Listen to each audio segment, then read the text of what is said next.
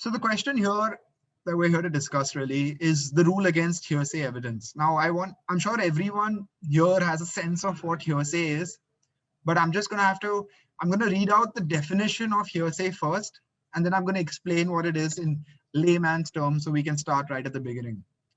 Hearsay is an out-of-court statement introduced to prove the truth of the matter asserted. What that basically means is that a statement was made outside court. That particular statement has not been made in court, but we are trying to prove what that statement said was true. Now, this may sound very, very complicated and dense, which is why we're going to break it down. Does everyone understand how we'll do that? Is by thinking about the game of Chinese whispers. Hearsay is somewhat like an instance of Chinese whispers, where someone hasn't seen something firsthand, but they were told that thing, and then they will say that it is true. A prime example would be, I am Aditya, there is a man called Rajesh, and there is a man called, let's make it simpler, A, B, and C. A saw a crime be committed. Let's say A saw C stab someone. A tells B, look, I saw C stab someone. During the court hearing, A does not come before court. B comes before court and says, A told me C stabbed someone. So just to be clear, B has not seen the stabbing. B has only been told by A that such a stabbing took place. The question is whether such a statement is admissible in a court of law. I want you all to spend 30 seconds, and I'm going to keep quiet for those 30 seconds on why a court should not rely on such a statement. The fact is that A told B that the stabbing took place. The fact is that B is saying on oath, by oath, I mean he is swearing that it is the truth that A told him that this stabbing took place. So why should a court not rely on what B is telling the court that yes, A has told me that the stabbing took place. A would not have lied, therefore the stabbing took place. Take 10 seconds. I'm going to keep quiet.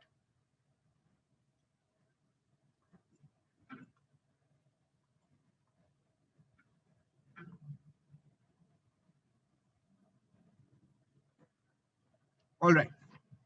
Now, there are two principled issues with a court relying on such a statement. The first is, was A being honest when he told B that C stabbed someone? We can't inquire into that because A is not in court today. So we will never know whether A genuinely saw C stab someone. A might have just made up that story and told B this. A might have just decided on a whim to tell B this, right? That's the first issue, that we only have B's word for it that A saw this. We can't cross-examine A and find out whether A actually saw this. That's the first issue. The second is that of ambiguity. What if A thinks he saw C stab someone, but actually he did not see it? Now, this might sound ridiculous. A stabbing, let's say C stabs someone sounds like a fairly straightforward incident. But think about, say, a group violence incident. Let's say 5 people are assaulting one person, and that person dies of a stab wound. And A saw the 5 people assaulting that person. He doesn't know who has stabbed the victim, but he might just say to B casually, I think C stabbed him. Now, A may not actually have seen C in particular. A might have thought he saw C, and we cannot cross-examine A to find out whether what he saw was true or not. So once again, the issue becomes, we are only getting B's version of what A said. We have no way of finding out whether A correctly remembers the incident and whether A is being honest about the incident. So that is one principled issue with respect to hearsay evidence, which is that we are only examining B in court. We never know whether A correctly remembers the incident or whether A was honest about the incident or whether A correctly perceived the incident. But there's a second principled issue with hearsay evidence, which is that of memory. You see, B did not see the incident, B only has to say in court what A told him. And there is also the issue that B may not correctly remember what A told him. So for instance, let's go back to our example where 5 people, including C, assaulted the victim. Now these 5 people assaulted the victim. What A actually told B was 5 people assaulted the victim. It was crazy. It looked like a riot. It was very, very violent. C was also involved. C had a knife in his hand. Now B in his head has put 1 and 2 together and said, that means C must have stabbed the victim. And C comes to court and actually remembers A's statement all wrong and says A told me C stabbed the victim. You understand the issue here. There might have been multiple people in that mob who had knives in their hand, right? B did not see who all had knives in their hand. B has just wrongly remembered A's statement as C stabbed the victim. All A has actually said is that the mob assaulted the victim and C had a knife in his hand. But human nature is such that when we remember one thing, we often combine it with other things to fit our perception of reality. B might have just misheard or misremembered what A has stated to him. He must have put 2 and 2 together in his head, subconsciously even, saying that 5 people assaulted the victim, C had a knife in his hand, C must have stabbed the victim. Whereas A might not have actually seen who stabbed the victim. There may have been other people in the mob who stabbed the victim. These are the two principled issues with hearsay evidence. You see, what happens is we don't have an opportunity to find out what A actually saw. We only have an opportunity to find out what B thinks A saw and what B remembers from what A told him. And that violates what is a fair process on the basis of which someone should be convicted. Now with this, I hope I've been clear. And if honestly, if anyone has any questions, if anyone hasn't understood this, please put your questions in the Q&A box. We can go over this over and over. Hearsay is complicated. It might sound like a very basic rule. It is a very basic rule, but I know lawyers who get it wrong every day of the week. So feel free to ask your questions right away, and I'll stop and I'll repeat this entire example. But going back to what was wrong with hearsay evidence, let's look at it from a different angle. What are the 3 things, the 3 protections that an accused has towards someone who is lying in the box? There are principally 3 protections that any accused has. Because see, the fact of the matter is there are fake cases, there are false cases, there are witnesses who are lying, they might have a vested agenda, there might be a property dispute, there might be hatred, there might be communal issues. There are a whole host of things in India, which means witnesses do often lie. And how is the accused protected against a lying witness? It's 3 things as per the CRPC and the Indian Evidence Act. It is the oath. The witness has to take an oath and state that whatever I am stating will be true. And if he says anything that is false, he can be prosecuted for perjury. That's one. The other thing is his demeanor. A court can see whether a witness looks like he really believes what he saw is lying. Like if you ask a witness a question, a witness thinks for 5 minutes, the judge will note it down. He'll note down. Witness took time to respond. Someone who takes time to respond may be lying. He may be thinking. He may be creating and inventing things on the spot, which is suspicious. Am I wrong? That's the second protection. And the third and most important protection that an accused has is cross-examination. He can ask the witness 10 different questions. And these 10 different questions are very critical because those are what allow the accused to find out whether the witness was actually there or not.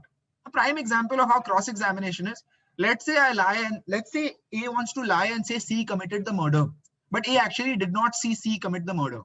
If we are cross-examining A, we'll ask him the first question, what time of day was it? He will say it was 7 p.m. He made it up. He knows the death took place at 7 p.m. He'll say it was 7 p.m. because that lie he would have thought of. But let's say you ask him, what was the lighting like? Now, A may not have thought of this. So he'll say there was moonlight, but actually the murder took place under a street lamp. And there, the lies that are being spoken by A get caught by a smart cross-examiner. So these are the protections that an accused has when a witness comes to the box and is going to get him convicted and send him to jail. He can cross-examine him, he can see his demeanor, and that statement is made on oath. But let's look at what happens in hearsay evidence. A has not come to court, so we don't get to see A's demeanor. A does not get cross-examined. A does not even have to swear an oath. A just has to casually tell B, look, I saw C commit the murder. And C will and B will come to court and B will swear on oath that A told him that he saw this. And that might even be true. But then A is not subject to the scrutiny that he would have otherwise been if he had to come to court. When a person has to lie in a courtroom, when he is on oath, when he is going to be cross-examined, when the judge is going to notice his behavior and his demeanor, he's under a certain pressure. He may not be able to lie, and the accused will be protected from a liar. But if all A has to do is tell something to B in his ear, saying, boss, I saw C commit the murder, then B just has to come, and when B is in court, only thing he has to say is A told me this, which might be true. It's easier to say A told me this than if you ask B the question, what was the lighting like there? B will just say A did not tell me that. What was the time of day? B will say he did not tell me that. And that's so unfair for the accused. It's inherently unfair. In fact, I'll take a step further. And many people have said this. It's not an original opinion. Hearsay evidence is like gossip. Now, in our social lives, we often get into gossip. Somebody told us something. We believed it to be true. We told our cousin. That guy believed it to be true. He told someone else. It happens all the time. I'm sure if you spend some time on a family WhatsApp group, you're well aware of how gossip works. But the fact of the matter is that what does not happen is a court conviction should not be based on gossip. An individual cannot be sent to jail based on gossip. An accused has a right to cross-examine somebody who saw an incident. An accused has a right to see the demeanor of that person. That person should make a statement on oath. And in the case of hearsay evidence, that statement is not made out. So that is in a nutshell what hearsay evidence is. Now let's look at the legal provisions and the legal position of hearsay evidence in India. Is there a provision in the Indian Evidence Act which states that hearsay evidence is banned? Is there a specific section that says evidence hearsay is defined as so and so? It is not admissible in court? No, there is no such provision. But courts have read in the rule of hearsay using another provision of the Indian Evidence Act. I would have ordinarily taken you to section 60 of the Indian Evidence Act, but since we're not in the same classroom together, I'll just have to read it out. Section 60 of oral evidence. Oral evidence must be direct. Oral evidence must, in all cases, whatever, be direct. Which is to say, if it refers to a fact which could be seen, it must be the evidence of a witness who says he saw it. B did not see the murder. A saw the murder, so B cannot talk about it. If it refers to a fact which could be heard, it must be the evidence of a witness who says he heard it. B did not hear the murder. A heard the murder take place. B cannot talk about it. C. If it refers to a fact which could be perceived by any other sense or in any other manner, it must be the evidence of a witness who says he perceived it in that sense or in that manner. A might have smelt whatever smells were associated with the ruckus, the sweat, the blood. A might have sensed it. A might have been pushed. B felt none of those things. Therefore, B's opinion is not relevant. So section 60 of the Indian Evidence Act states that evidence must be direct. And hearsay is indirect evidence because B has not seen anything. B has only heard from A of what he saw. And therefore, for these reasons, the Indian Evidence Act excludes hearsay evidence. Now, there's an important question. What if I am B? What if A comes to B and tells B, I have a gun, I am going to shoot you. And B comes to court and says, A had a gun, A was going to shoot me, therefore I drove my car very fast. Now, the question becomes, what is hit by the rule against hearsay? And this is an important case. There was actually a very famous case that laid this down in India. It's called Subramaniam versus Public Prosecutor. The question is, what is hit by the rule of hearsay? And I'll go back to the foundational principle. Does A have a gun? Can A having a gun be hit by the rule of hearsay? Yes, because we haven't perceived the gun that A has. We only have A's statement that B claims to have heard. I think I will come up with a slightly better example. Let's say let's make it easier compared to the previous one. A sees a mob, including C, running around with guns. And he tells B, C and his mob are running around with guns and are shooting people. B says in court, A told me C is running around with a mob and shooting people, and therefore I ran away. Now the question in court becomes, I think this is a fairly straightforward question. Is B's statement admissible that C was running around in a mob and shooting people? The answer is no, because B has not seen C running around shooting people. B has only heard A say it. Therefore, this statement cannot be said to be true. However, if one goes a little deeper, is it not true that B heard A say this? So we can get a, so if we have to consider whether B ran away from there, that part of a statement is admissible because B is running fast. Is that not true? The other thing that a court has held can be considered is that B might have gotten scared because B has definitely heard A say that C and a mob are running around with a group of people with guns.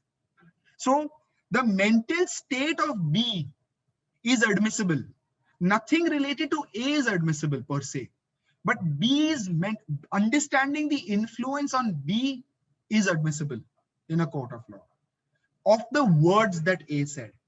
This is extremely complicated. Many lawyers do not know this. So I want you to spend 3 seconds thinking about it, and then I will repeat the example.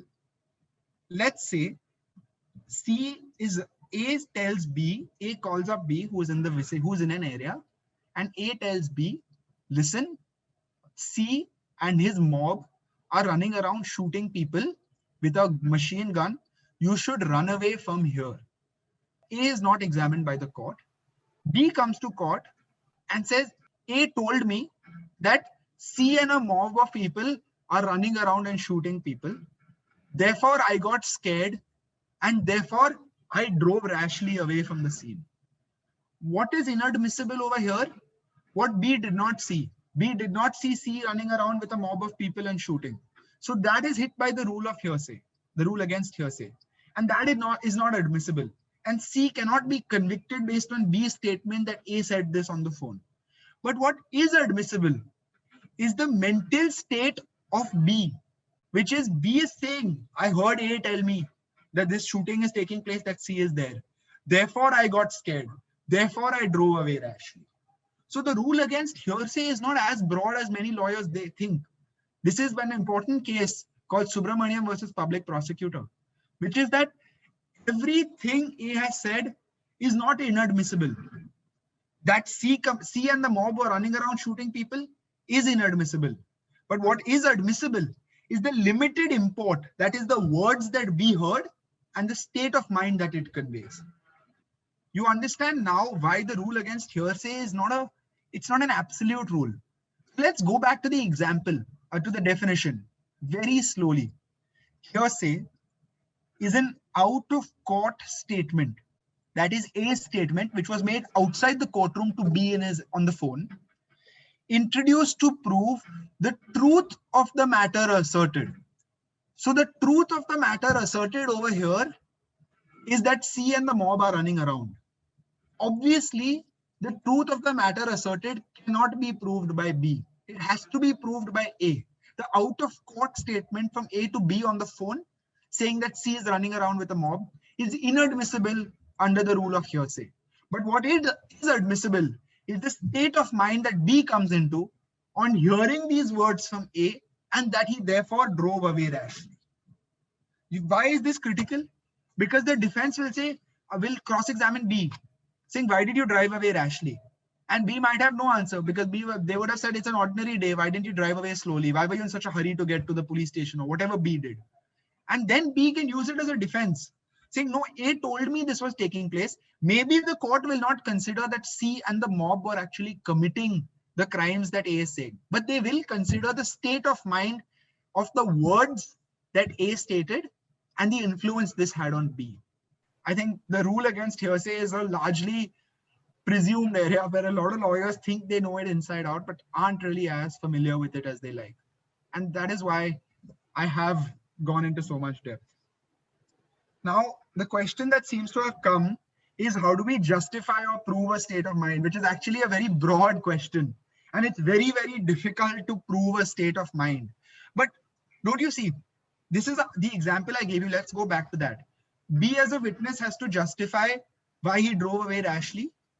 Is it not proof if I can show the court that B has just heard that a mob has called, that he's got a call on the phone saying a mob is running around with a gun? Does it not stand to reason that if someone tells you that, boss, you are in Prabhadevi, you are in, let's say during 2611, I got a call and I was in Kulaba, and someone calls me and says, listen, are you mad? Drive away from Kulaba, there are terrorists over there. Once I have proved the statement being made on the phone that there are terrorists over there, what will happen to an individual? He'll get scared. He'll drive away very fast. Is that or is that not logical? Therefore, that is how you prove a state of mind. You give surrounding circumstances so that a logical inference can be gotten of the state of mind that existed at the time. And that's a good question. Maybe not direct. It's obviously complicated and has ramifications outside of hearsay as well. But the reason I'm giving you this example is this is something a lot of lawyers don't know. So hearsay evidence is inadmissible insofar as C and the mob were actually running around with guns. But it is admissible to prove the state of mind of B, who heard the statement, and the impact it had on his mental psyche, which might be relevant in a whole host of trials, because then the conduct of B becomes clear. Why did B drive rashly? Why did B hurriedly call up the police station? What is admissible? I'm going to go over this example once more, break it down completely. There is a mob. A calls up B and tells B, listen, B, this is during 2611, in Kulaba, there are terrorists running around with guns. A is not examined by the court. B is examined by the court. B tells the court, A told me Kasab and other terrorists, let's say A had said Kasab and other terrorists are running around in Kulaba with guns. B comes to court and B tells the court during Kasab's trial, A told me Kasab and other terrorists are running around in Kulaba. It is inadmissible to prove that Kasab was running around in Kulaba, because B has not seen Kasab running around in Kulaba. B has not seen terrorists running around in Kulaba. B has not seen guns. B has not seen bullets. The only thing B has done is he has heard A say that there are terrorists running around in Kulaba. So what is inadmissible is that Kasab was running around in Kulaba with guns, with other terrorists. Any issues? This is the inadmissible part. Tomorrow, Kasab cannot be sent to jail on the basis of B's statement, where B says, A told me Kasab is running around in Kulaba. Therefore, Kasab must have been running around in Kulaba. Not true. Inadmissible. What is admissible is that B heard A tell him that Kasab is running around with Kulaba, and this might have created some stress in B. This stress that B feels, this anxiety, his mental state from hearing A say this is admissible. So Kasab cannot be sent to jail based on this question.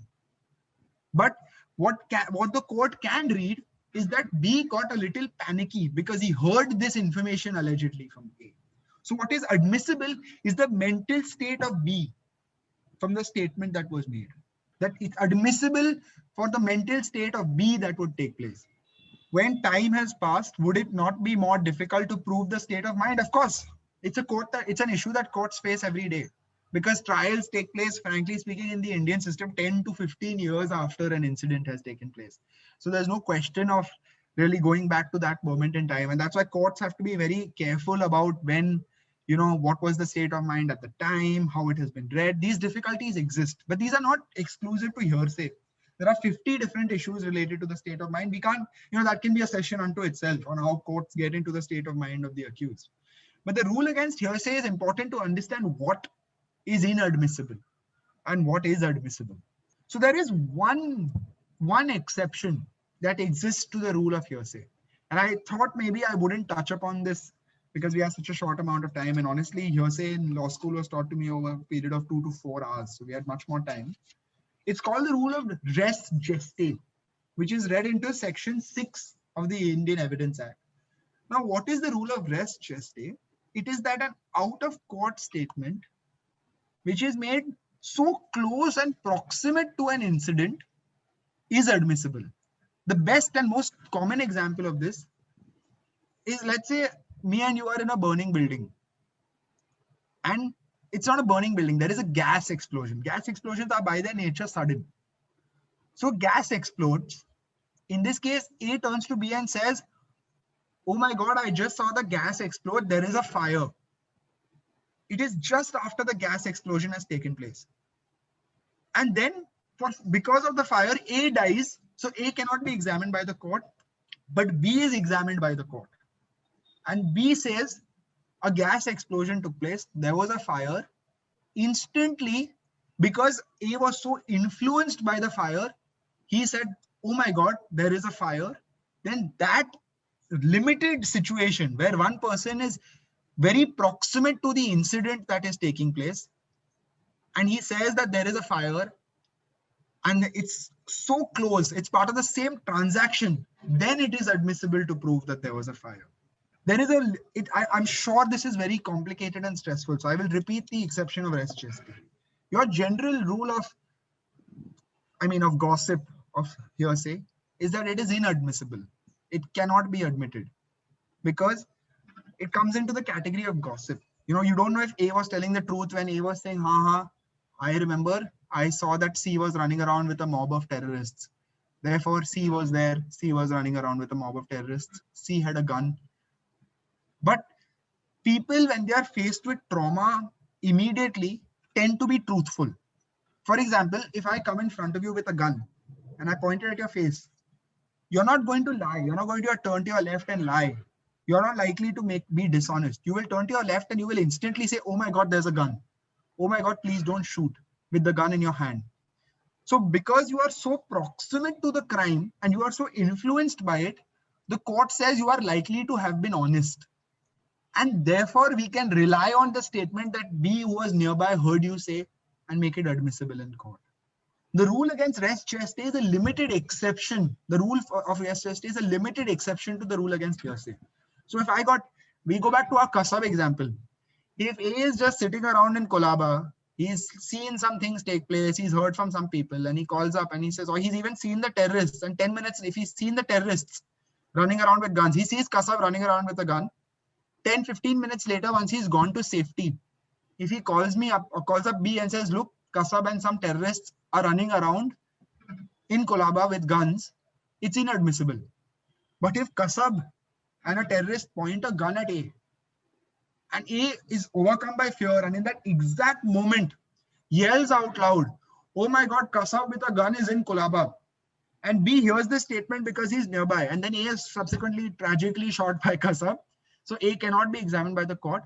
When B is examined by the court, since A has said what he has experienced, and while experiencing it so closely has said that that terrorists are there, the court will say, look, A was unlikely to be lying when he said this out loud. Therefore, we can trust this statement. A was under the influence of immense fear and pressure. We can rely on his statement. Even though A has not been examined in court for A, B, C, D reason, it fits within the rule of res geste, and we will take the statement of B that this actually happened. The question is, whose statement is admissible? See, the statement of the person in court is always admissible. So when B comes and says, A told me this, the court will record A called up B and told B, listen, Kasab and some terrorists are running around Kulaba. Court will record this evidence. The question before the court is whether Kasab can be convicted based on this evidence. And the answer is very simple, no. Because the statement of B is admissible, as in it will be recorded, but it is not admissible to be held against Kasab because he has heard it from A. A's statement is anyway, A's statement has no probative or admissibility value because A's statement is not recorded. The only thing that is recorded is B's statement in court. And it is inadmissible evidence against Kasab. Remember, Kasab is on trial, not A. So there's no question of any accused statement.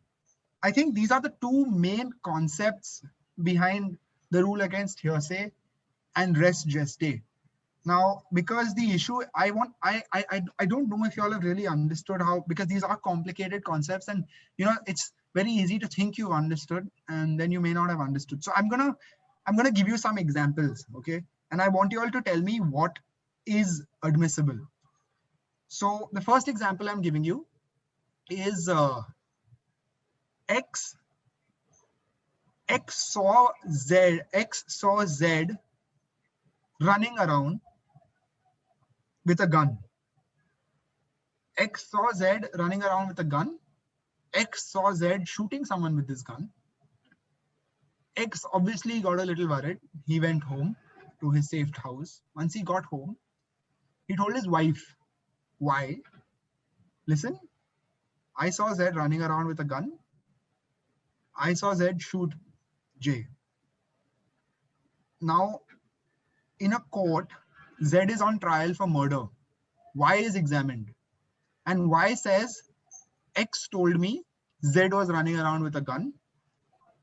X told me Z shot the cow. Z shot a whoever. Is this admissible or is it not? Sir, it is not admissible. Okay. Why is it inadmissible? Because any information given to wife, that is not admissible in court of law. No. I mean, that's not true. It's because it's hit by the rule of hearsay, right? Because the wife never saw the actual running around of Z. Right. Right, sir. Okay. Let me give you another example. Okay. Z. Let's use actual names. Atul, Bablu, and Chunnu. Atul was standing one day. Atul had a fight with Chunnu. Atul and Chunnu had a fight.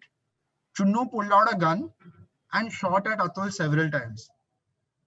Atul started bleeding, but Atul somehow dragged himself home while he was bleeding.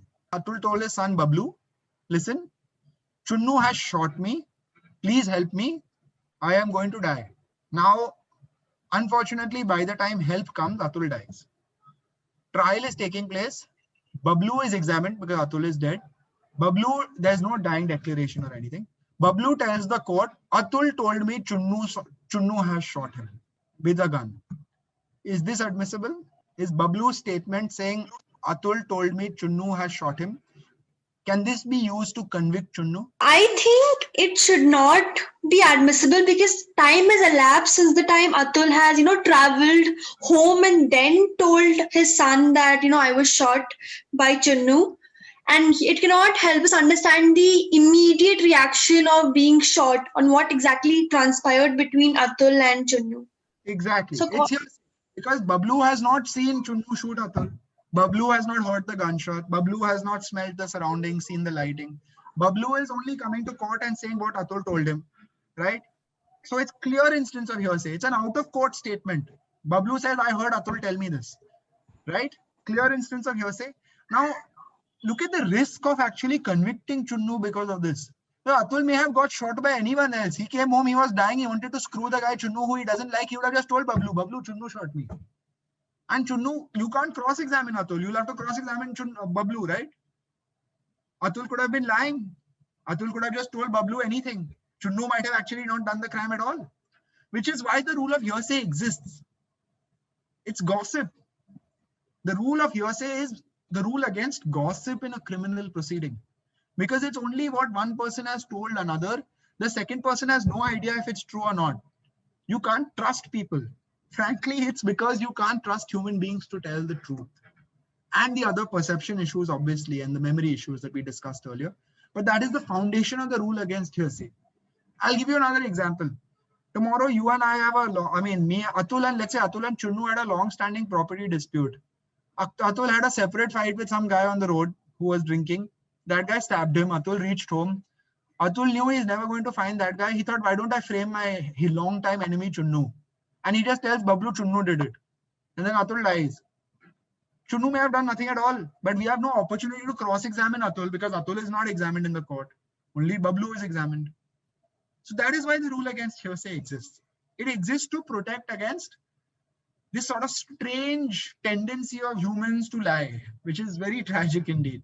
And of course, remember things wrongly in the ambiguity of things. Now I'm going to give a slightly harder example. Atul and Bablu have gone for a walk. Okay, Atul and Bablu, father and son. Bablu is blind. Suddenly, both of them hear a gun being loaded.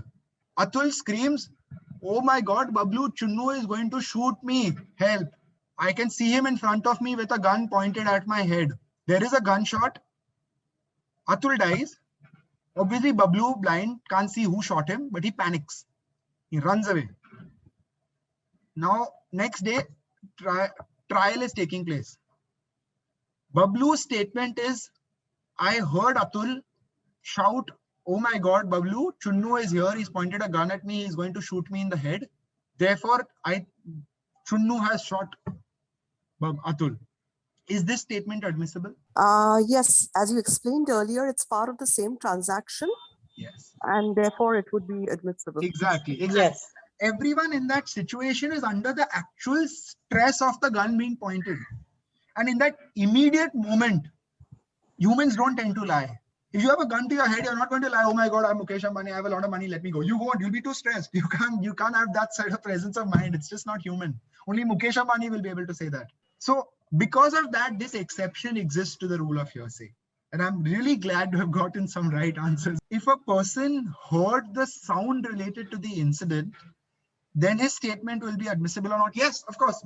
See, in this case, the gunshot is not hit by the rule of hearsay at all because Bablu heard it, right? The only thing that's inadmissible is what you heard from someone else. That is from Atul. Bablu can say, "I heard the gunshot." That is easy. He did hear it. Bablu is blind. So Bablu can't say, "I saw Chunnu shoot Atul." But Bablu can always say, "I heard the gunshot." That is direct evidence. That's no rule against hearsay at all. But if Bablu has to talk about who shot Atul, he has to rely on Atul's out-of-court statement. And in this example, it was admissible because he was in the vicinity and the rule of res geste is applied. Broadly speaking, in a nutshell, in the way that can be captured in an hour and some in a session, the rule against hearsay is the rule against gossip. It is admitting a statement that's made outside court of facts that you have not seen. You have just heard from someone else that this took place. And you are telling the court that ABCD told me this happened. Therefore, the court will say, "Excuse me, I cannot trust you. There are many issues with trusting you. You can't be properly cross-examined. That person was not on oath. I need that person to come to court and testify. I will not send a person to jail, or I will not convict a person based on your out-of-court listening." Can you cite a real life example? I had a case where there is a victim. It was actually a rape trial. And the victim was examined, of course, and she said that yes, she was raped by the accused, XYZ, whoever he was. And after the incident, sometime after the incident, she also called up her mother and told her mother on the phone, "ABCD has raped me." So I had to tell the court that, look, I was disputing a lot of things, but how I disputed the statement of the mother was to say that, look, this statement exists by the mother that yes, I got the call, but you can't rely on that because that is after the incident. That is clearly hit by the rule of hearsay because the mother has not seen the rape take place. The mother has not heard anything related to the incident. She has only gotten a phone call saying XYZ committed this rape. And on that basis, the statement of the mother should not be considered because it is hit by the rule of hearsay. It was a fairly straightforward instance of hearsay. I didn't really have to stress it too much. And, judges are also aware of the rule against hearsay. It's interesting because it's so fundamental to criminal law and of course in many instances civil law, the rule against hearsay, but it's also so complicated in ways that people don't really understand. I had a question. I just want to know in this last example that you gave, I mean, Atul may have shouted out believing that Chunnu has shot him. It could be possible that someone else has shot the bullet. So ultimately the evidence would be examined, right? Yeah, see, they would look at other evidence also, whether the timelines matched, when did the death actually take place, where was Chunnu at the time. Chunnu may have been elsewhere. He might have an alibi to say that, no, I was actually in Hawaii vacationing with my wife. This is completely false. So, but what you can glean from that it's just that people are less likely to lie in these high stress situations. That's the foundation of the rule against hearsay. Okay. And therefore, the court will consider that statement. It won't be the end of the case. There will be much more evidence in a trial. Always. Right. But that fact of screaming will be counted against Chunnu. Who I feel sorry for if he did not actually shoot Atul.